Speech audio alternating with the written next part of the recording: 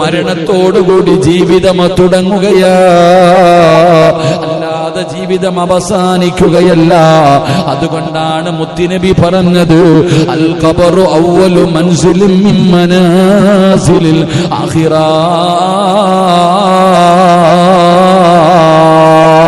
എന്റെ പ്രിയപ്പെട്ടവരെ, ഏതെങ്കിലും ഒരു മനുഷ്യന് ഖബറിൽ രക്ഷപ്പെട്ടു കഴിഞ്ഞാൽ ബാക്കിയുള്ള സ്ഥലങ്ങൾ മുഴുവനും അവൻ രക്ഷപ്പെടുകയാണ്. ഒരാള് ഖബറിൽ പരാജയപ്പെട്ടു കഴിഞ്ഞാൽ അല്ലാഹുവേ, ബാക്കിയുള്ള സ്ഥലങ്ങൾ മുഴുവനും പരാജയപ്പെട്ടു പോവുകയാണ്. പിന്നെ മരണമില്ലല്ലോ, ഒരവസാനവുമില്ലല്ലോ. അതുകൊണ്ട് ഒരു വിശ്വാസിക്ക് വേണ്ട ഒന്നാമത്തെ കാര്യം എന്തെന്നറിയുമോ? പടച്ചവനെ,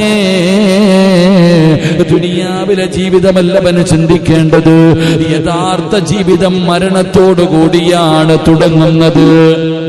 യഥാർത്ഥ ജീവിതം തുടങ്ങുന്നത് മരണത്തോടുകൂടിയാണെന്നുള്ള ബോധം എനിക്ക് നിങ്ങൾക്കും ഉണ്ടാകണം. അള്ളാഹു നമുക്ക് ഈമാൻ നൽകി അനുഗ്രഹിക്കുമാറാകട്ടെ.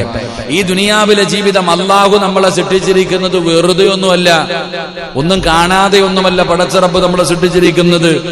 എന്റെ പ്രിയപ്പെട്ടവർ, അല്ലാഹു സുബ്ഹാനഹു വ തആല നമുക്ക് ഈ പ്രപഞ്ചം, ഈ കാണുന്ന ഭൂമി, ഈ ലോകം മുഴുവനും അല്ലാഹു നമുക്ക് വേണ്ടി സൃഷ്ടിച്ചിട്ട് സർവ്വതും അല്ലാഹു നമ്മൾക്ക് കീഴ്പ്പെടുത്തി തന്നിരിക്കുക. സർവ്വതിനെയും മനുഷ്യന് വേണ്ടി എല്ലാ അനുഗ്രഹങ്ങളും അല്ലാഹു നമുക്ക് നൽകിയിട്ട് അല്ലാഹു നമ്മളെ കൈവെള്ളയിൽ കൊണ്ടു നടക്കുന്നത് നമുക്ക് തോന്നുന്നത് പോലെ ജീവിക്കാനൊന്നുമല്ല. അല്ലാഹു നമ്മളെ സൃഷ്ടിച്ചിരിക്കുന്നതിന്റെ പിന്നിൽ വലിയ ലക്ഷ്യമുണ്ട്. ഈ ജീവിതം മനുഷ്യനെ നാം മനസ്സിലാക്കേണ്ടത്, ഈ ജീവിതത്തിൽ പ്രയാസവും പലതും ഉണ്ടാകും. അല്ലാഹു നമ്മൾ ജീവിതത്തിൽ പ്രയാസങ്ങൾ കടന്നു വരുമ്പോൾ, ദുഃഖങ്ങളും ദുരിതങ്ങളും രോഗങ്ങളും എന്തെങ്കിലും ജീവിതത്തിൽ കടന്നു വരുമ്പോൾ അവസാനിപ്പിച്ചുകൊണ്ട് രക്ഷപ്പെടാമെന്നാ കരുതുന്നേ.